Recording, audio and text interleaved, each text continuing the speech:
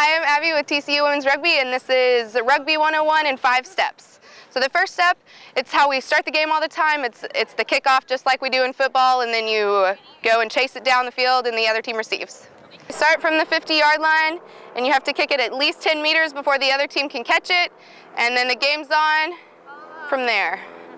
Okay, step number 2 is passing. In rugby, you can't do any forward passing, so you have to pass backwards to the person behind you. If you do pass forwards, then it goes over to the other team. We start out in a diagonal line so they can pass it backwards, and then right after you pass it, you should be getting behind the person you just passed it to, so you're on sides again.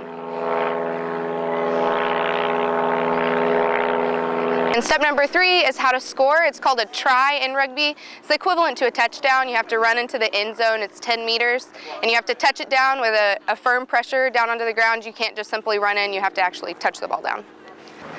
A try is worth 5 points, and then the extra kick at the end is worth 2.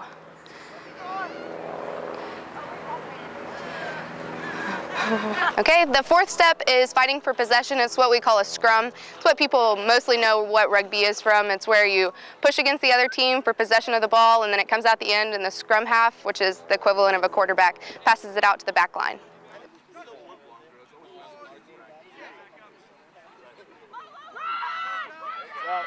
And step number 5 is when the ball goes out. Goes out of bounds. It's called going into touch. What we do is called a line out, and you lift the other team up. Your team, the team that didn't go out, gets to pass the ball into a tunnel is what it's called. You lift the other player up and you try and catch it and pass it out to your team. 3. Yeah. Oh. That's good job. That's good job right there. Oh,